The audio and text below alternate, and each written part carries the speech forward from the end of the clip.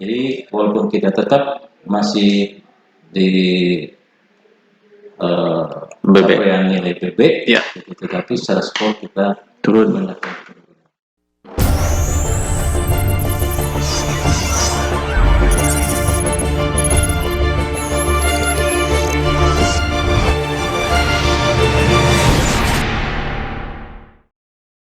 Bismillahirrahmanirrahim. Assalamualaikum warahmatullahi wabarakatuh. Alhamdulillahirrahmanirrahim. Pada hari ini kita masih diberi kesempatan untuk menikmati semua kenikmatan yang diberikan oleh Allah kepada kita, dan mudah-mudahan kita senantiasa terhindar ataupun senantiasa diberi kesempatan dan kesehatan agar kita bisa melaksanakan aktivitas kita sehari-hari. Amin. Kemudian ucapan terima kasih kami dari bagian organisasi juga kami sampaikan kepada kawan-kawan yang telah melaksanakan input data pada aplikasi PMPRB, dan dipersilakan sampai tanggal 31 Juli 2021 masih ada kesempatan untuk memperbaikinya apabila ada evidence ataupun bukti-bukti dukung yang diperlukan. Mari kita maksimalkan ikhtiar kita agar PMPRB ataupun nilai RB kita bisa meningkat di tahun ini, ya, artinya di penilaian tahun ini akan diberikan hasilnya di tahun yang akan datang. Pagi ini kebetulan kita awali acara podcast dari bagian organisasi. Tajuknya adalah Reform Corner. Kayak kita berinisiatif ataupun berikhtiar agar dari sudut yang sempit ini reform di Kota Tasik mudah-mudahan bisa tersebar luas ke rekan-rekan sekalian. Tema kali ini adalah pembahasan dari LKE atau laporan hasil evaluasi dari sakit dan reformasi birokrasi. Telah hadir di depan kita ataupun bersama kita adalah Pak Kepala Bagian Organisasi, Pak Imin Muhaimin. Kita akan membahas secara detail tentang LHE dan dari sakit dan LHE dari reformasi birokrasi. Demikian mungkin kita awali dengan acara podcast kali ini dengan bacaan basmalah. Bismillahirrahmanirrahim. Kepada Pak Kabak dipersilakan untuk menyampaikan materi. Baik Pak Aten, terima kasih. Saya buka aja maskernya ya, karena kita berjauhan.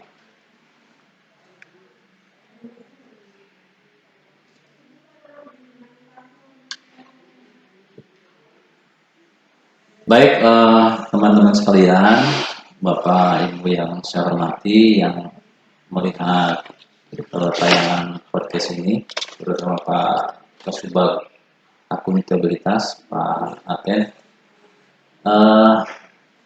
Bapak Ibu sekalian, pertama saya akan selamat bertemu kembali pada kesempatan yang tadi disampaikan oleh Pak Aten dalam suasana PPKM darurat ini, dalam suasana yang sangat terbatas.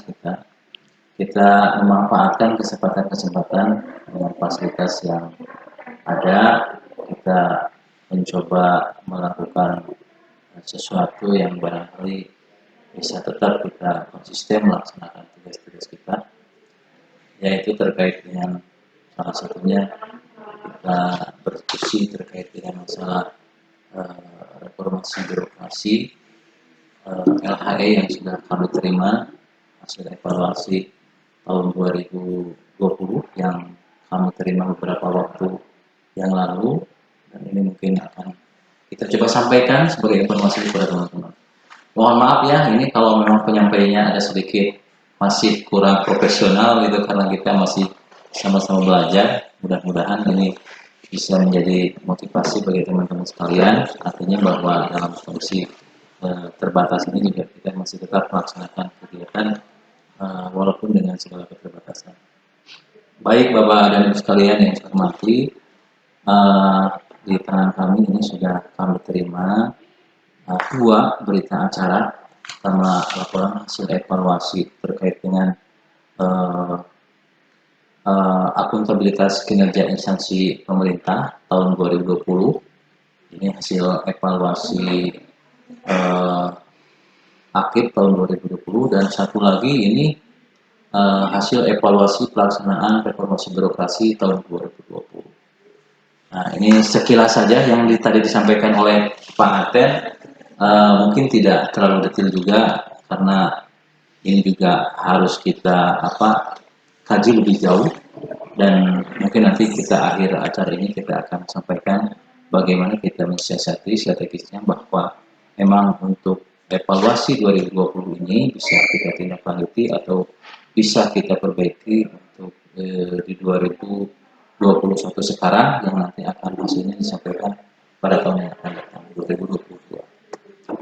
Baik Bapak dan Ibu sekalian, bahwa diketahui bahwa hasil evaluasi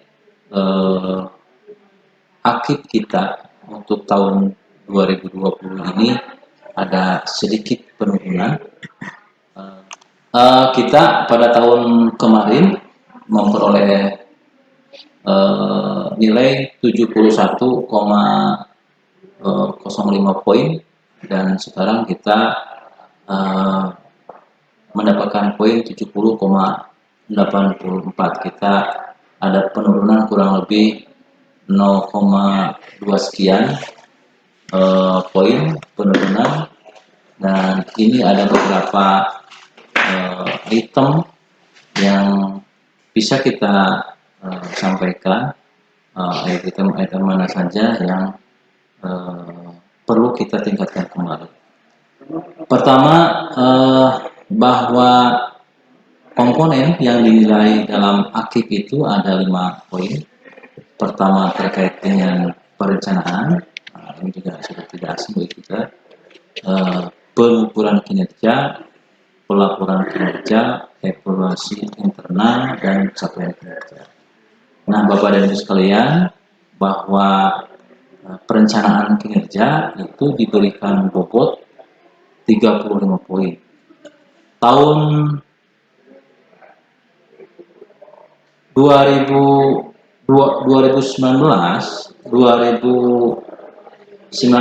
kita yang disampaikan tahun 2020 kemarin, perencanaan kinerja kita ada di skor 24,06 poin. Nah, itu untuk 2020 yang hasilnya disampaikan 2021 ini, kita ada kenaikan menjadi 25,17. Pengukuran kinerja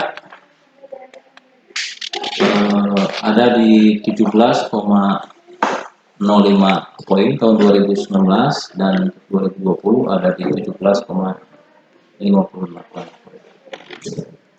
Selanjutnya pelaporan kinerja, skor untuk tahun 2019 10,55 poin, dan untuk tahun 2020 itu ada 10,69 poin.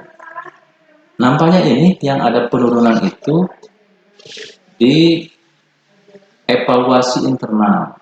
Nah, evaluasi internal itu nanti apa yang dimaksud evaluasi internal nanti kita sampaikan. Semula kita ada di poin 7,45 poin.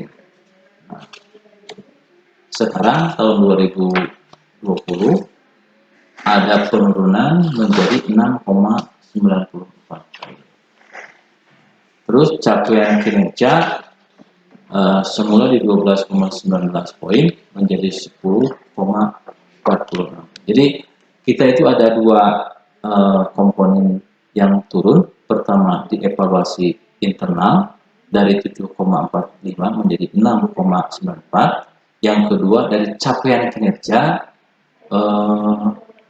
dari 12,19 menjadi 10,45. Nah, ini tentu juga alasan-alasan kenapa kita turun, nanti kita lihat di rekomendasi yang disampaikan oleh tim penilai dari Kemenpan. Jadi totalnya kita untuk 2020 ini dari semula 71,30 menjadi 70,84. Jadi walaupun kita tetap masih di capaian nilai PB, ya, tetapi secara skor kita turun. mendapatkan penurunan.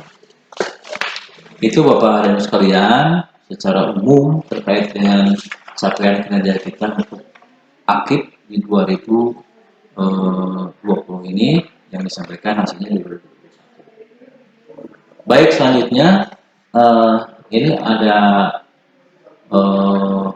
uraian yang disampaikan tadi per poin itu,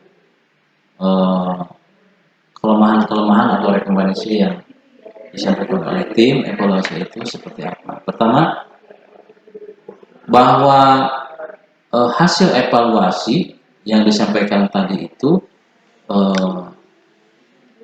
bahwa pemerintah Kota Tasikmalaya telah berupaya melakukan tindak lanjut terhadap rekomendasi hasil evaluasi tahun sebelumnya. Jadi tim sudah mengakui bahwa kita itu sudah ada perubahan dari tahun 2019 diperbaiki tahun 2020 begitu.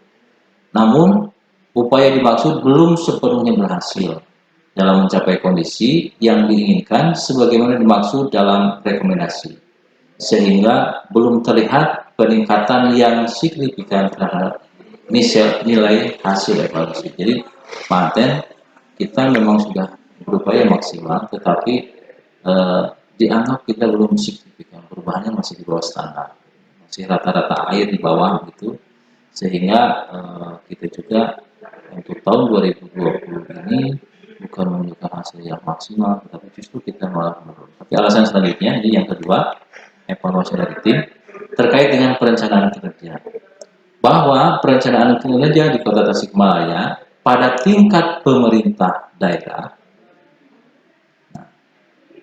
perangkat daerah telah menyusun dokumen perencanaan kinerja jangka menengah maupun dokumen perencanaan kinerja tahunan secara berjenjang dengan kualitas, tujuan, dan sasaran sebagian besar telah berorientasi hasil atau outcome dan telah dilengkapi dengan indikator kinerja dan target kinerja yang terukur.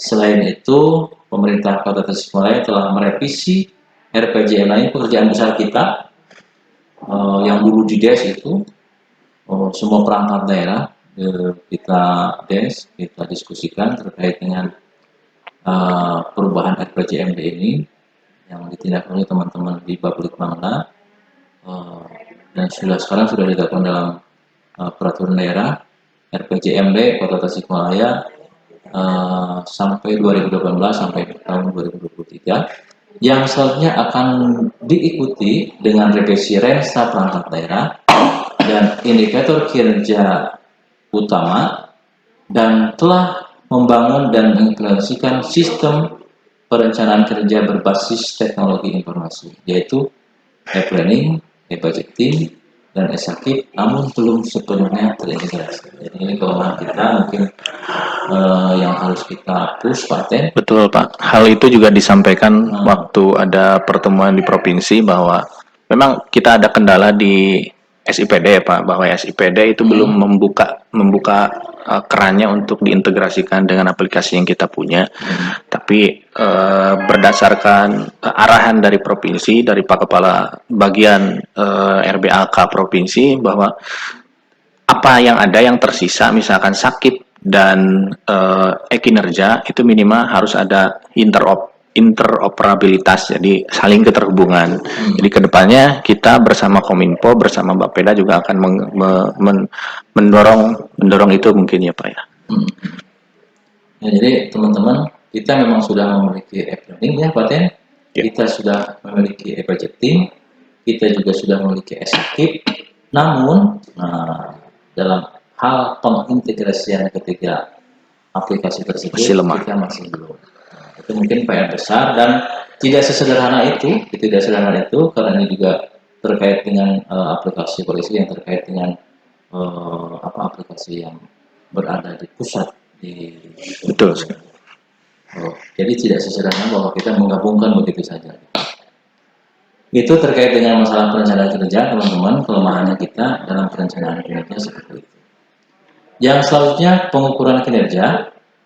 Nah, kualitas indikator kinerja IKU kita nih pada tingkat pemerintah daerah dan pada tingkat perangkat daerah sebagian besar telah memenuhi kriteria indikator kinerja yang baik. Nah, jadi SMART-nya sudah kita pakai.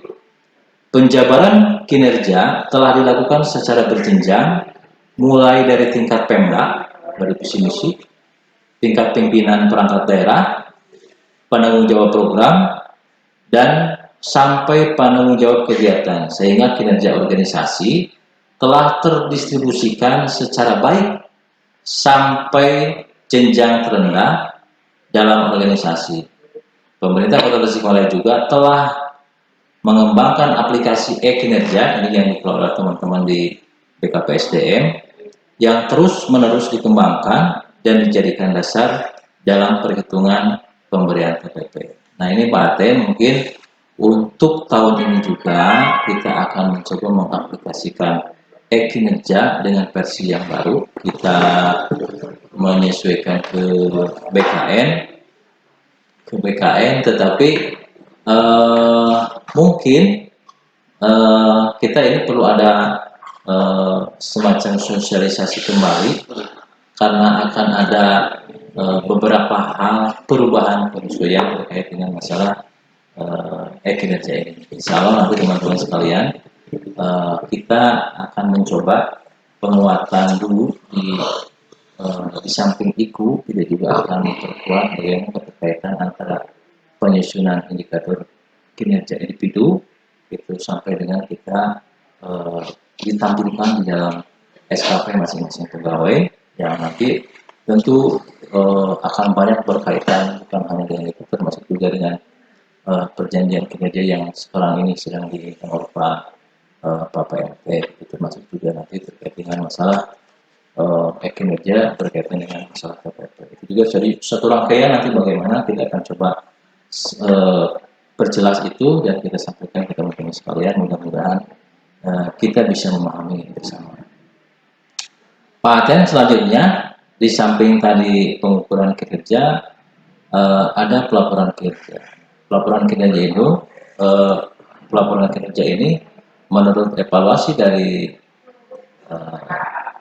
tim sakit Kemenpan RB bahwa laporan kinerja pada tingkat pemerintah daerah dan beberapa perangkat daerah telah menyajikan analisa pencapaian kinerja yang berorientasi hasil dan perbandingan data kinerja yang memadai selama tahun berjalan dan tahun sebelumnya. Hal yang masih perlu menjadi perhatian adalah kualitas pelaporan informasi kinerja pada pemerintah daerah dan beberapa perangkat daerah masih perlu ditingkatkan, khususnya mengenai informasi efektivitas dan efisiensi penggunaan anggaran. Nah ini khususnya terkait dengan efektivitas dan efisiensi penggunaan anggaran yang dikaitkan dengan pencapaian target kinerja serta pemanfaatan laporan kinerja oleh perangkat daerah, oleh pimpinan perangkat daerah sebagai feedback dalam perbaikan perencanaan dan peningkatan kinerja. Jadi Pak Aten, ternyata pelaporan kinerja ini kita masih ada Kelemahan, Pak. kelemahan yang harus dilengkapi. Terkait itu, Pak, kita bagian organisasi beberapa waktu lalu pas bulan Maret kita sudah melakukan review ataupun pendampingan penyusunan LKIP. Dulu semua LKIP sesuai dengan Permenpan 53 2014, kita asistensi sesuai dengan peraturan yang ada ya. Jadi ketentuan yang ada di Permenpan 53 2014 itu sudah kita fasilitasi agar dipatuhi. Ya seperti itu template-nya. OPD itu harus punya ini, udah punya ini.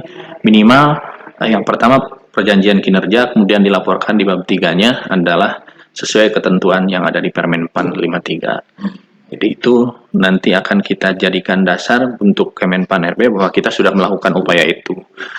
Di samping itu mungkin Pak, jadi ada menu di Esakip. Di Esakip itu sebenarnya template itu yang kita informasikan kepada rekan-rekan di perangkat daerah itu sudah ada. Tinggal ikuti saja template itu. Kalaupun aplikasi Esakipnya belum diisi semua, maka template yang ada bisa di-download dan disesuaikan dengan sesuai kepentingan masing-masing. Iya, iya. Baik Pak Aten. Nah, itu mungkin teman-teman sekalian, tambahan dari Pak Aten bahwa kita memang sudah melakukan upaya. Nah, tinggal sekarang kita memaksimalkan. Memang diakui yang disampaikan oleh tim evaluasi dari Kemenpan RB itu bahwa memang untuk pelaporan ini memang belum dimanfaatkan secara maksimal, terutama sudah diketahui ada kelemahan, ada kekurangan, tapi feedback dari laporan itu apa, tindak lanjutnya apa, gitu. Ditindaklanjuti enggak? Misalnya teman-teman dari PEP ini menyampaikan ini loh ada kelemahan hasil evaluasi dari ini, tapi feedback tahun kedepannya dari PEP ada perbaikan enggak? Itu mungkin yang dinilai kita itu masih lemah. Selanjutnya Pak Anten, setelah kita menyampaikan tadi pelaporan kinerja, poin kelima adalah evaluasi internal. Evaluasi internal ini adalah inspektorat telah melakukan evaluasi. Nah, teman-teman di inspektorat telah melakukan evaluasi akuntabilitas kinerja terhadap seluruh perangkat daerah. Ini yang biasa dilaksanakan tiap tahun di lingkungan pemerintah Kota Tasikmalaya dan telah memberikan rekomendasi. Dan rekomendasi sudah disampaikan ya, Pak Aden kan? Sudah. Dari teman-teman dari inspektorat telah memberikan rekomendasi untuk perbaikan dalam mewujudkan budaya kinerja tinggi di tingkat perangkat daerah. Evaluasi program dan anggaran yang kurang efektif dan efisien. Hal yang masih perlu menjadi perhatian adalah beberapa rekomendasi hasil evaluasi akuntabilitas kinerja belum ditindaklanjuti. Nah, ini lagi belum ditindaklanjuti oleh sebagian pimpinan perangkat daerah secara optimal untuk meningkatkan budaya kinerja tinggi di tingkat perangkat daerah masing-masing. Dan evaluasi program yang dilakukan belum mencakup keseluruhan program dan kegiatan, sehingga masih memiliki potensi terjadinya inefisiensi dan inefektivitas pelaksanaan program dan kegiatan di tingkat perangkat daerah. Nah, ini artinya gimana Pak Aten?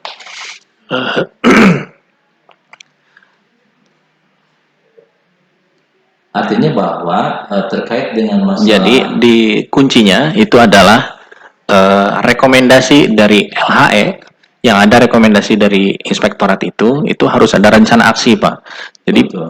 Dari rekomendasi yang disampaikan oleh inspektorat biasanya ada di butir-butir terakhir, itu harus ada rencana tindak lanjut atau rencana aksi untuk perbaikan dari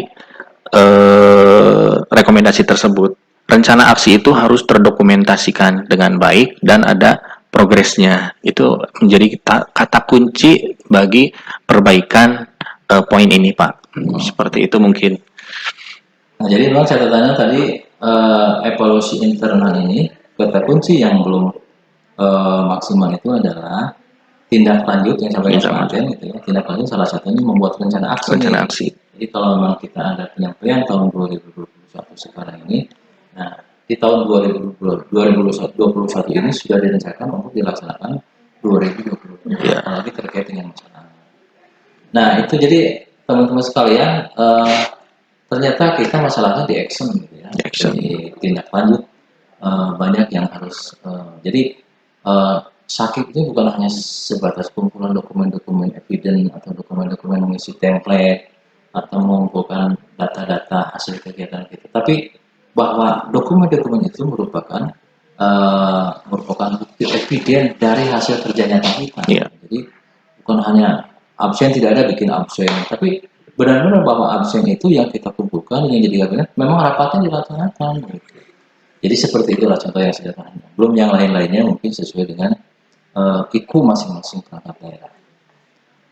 Yang terakhir Pak Ante ini terkait dengan masalah capaian kinerja, bahwa capaian indikator kinerja utama pemerintah Kota Tasikmalaya tahun 2019 adalah terdapat 16 indikator kinerja utama sebesar 38,10% yang belum mencapai target. Ini Pak ya? Iya, betul Pak. Nah, jadi berdasarkan kita itu berdasarkan evaluasi di Kemenpan tahun 2019 ya, 2019 terdapat 16 indikator kinerja utama atau 38,10% yang belum mencapai target.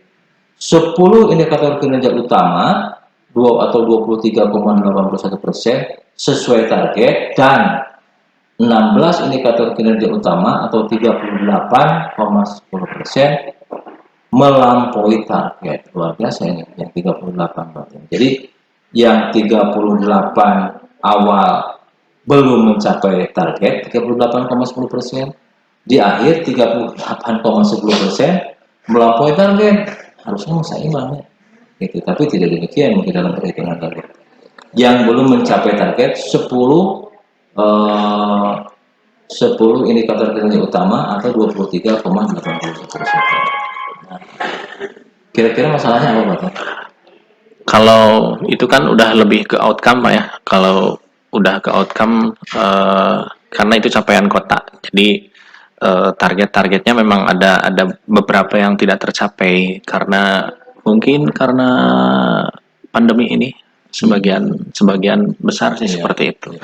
Ada penyesuaian target Cuma yang ingat saya waktu kemarin waktu dengan Pak Asisten waktu kita ke Kemenpan itu disampaikan bahwa coba ini kalau memang situasi kondisinya tidak memungkinkan untuk melaksanakan kegiatan karena kondisi pandemi saat ini gitu ya Pak Aten. Jadi strateginya adalah merubah target. merubah target ya. Nah, justru itu yang dipertanyakan karena merubah target itu kan target ini sudah ada di RPJMD, Pak. Jadi harus seperti apa mekanismenya yang legal gitu, Iya. yang legal yang dimaklumi oleh anggota dewan yang sebagai wakil kita di parlemen gitu. Jadi bagaimana menyesuaikan target itu dengan dengan capaian kita dengan nanti akan kita capai karena memang di dalam unsur yang smart itu target itu harus attainable jadi dapat dicapai realistik gitu. Iya, Gitu. iya.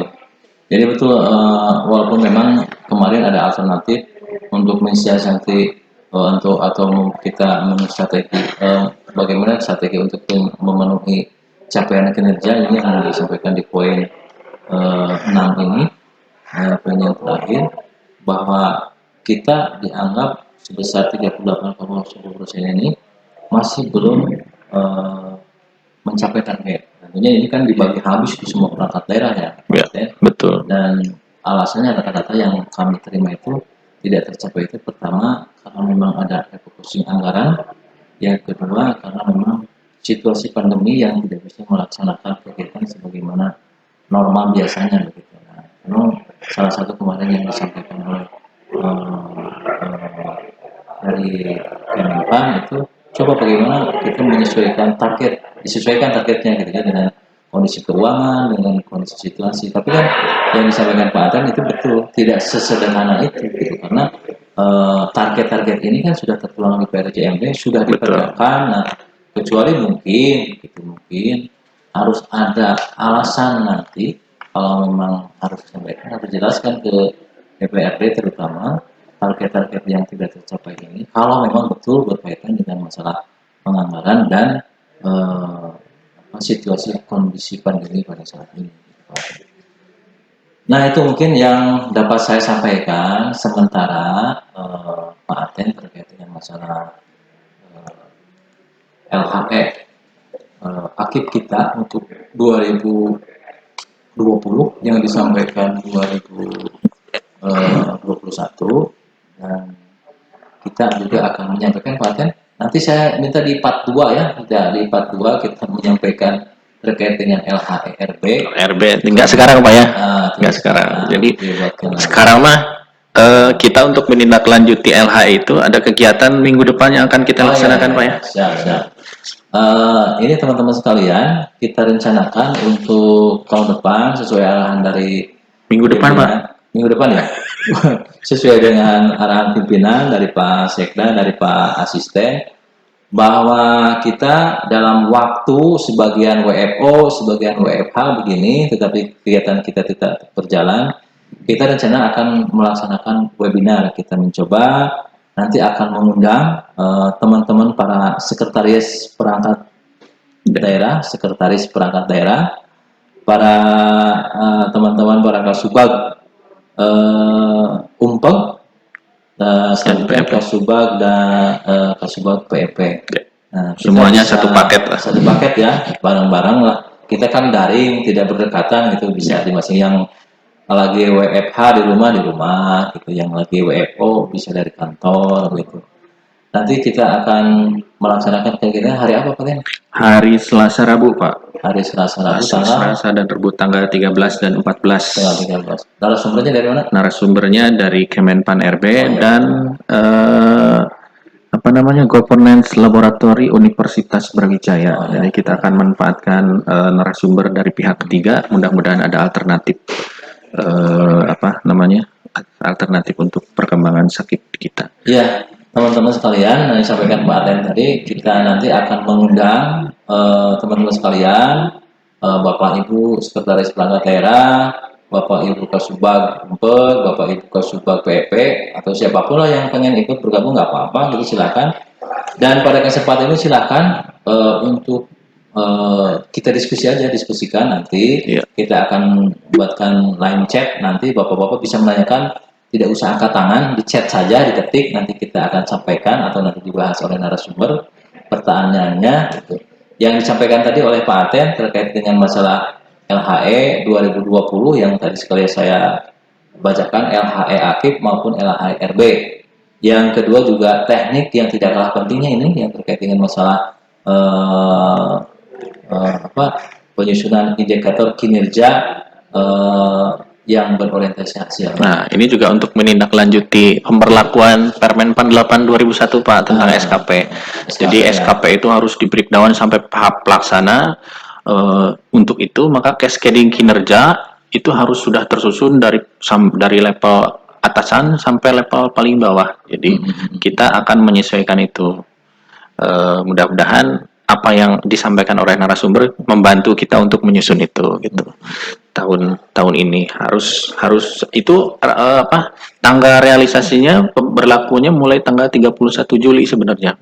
Permenpan itu 8 2001. Iya. Ini sudah ditandatangani oleh Pak Sekda ya. Tinggal di-share, Pak. Sudah disiapkan, sudah ditandatangani. Nanti kita akan share ke teman-teman sekalian pelaksanaannya.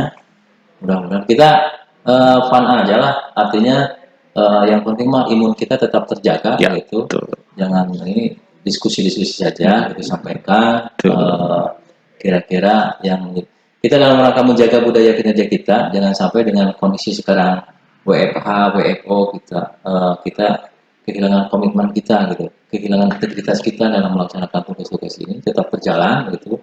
Walaupun saya paham ada sebagian teman-teman yang terpapar, termasuk saya sendiri. Beberapa waktu kemarin ya Pak Aten, saya sempat isoman juga kurang lebih hampir 3 minggu gitu ya, hampir 3 minggu, 2 minggu lebih lah karena ya situasi. Tapi alhamdulillah sekarang berkat doa dari teman-teman semua dan dari Allah Subhanahu Wa Taala, perlindungan Allah Subhanahu Wa Taala, saya sudah bisa bergabung lagi dengan teman-teman. Satu lagi Pak, ini ada sertifikatnya nanti. Oh, sertifikat. Siapa yang ngeluarkan dari mana? Pak Sekda. Oh, dari kita. Oke, iya lupa saya. Ya teman-teman sekalian, nanti juga ini akan ada mudah-mudahan karena itu juga. Nanti mungkin kita juga akan melaksanakan ini Pak Aten, karena yang namanya sertifikat ini bagi orang-orang tertentu, jabatan fungsional terutama, ya, yang nanti juga kita sebagian akan bergeser ke fungsional, gitu ya. Sangat diperlukan. Sangat diperlukan terkait dengan sertifikat seperti ini.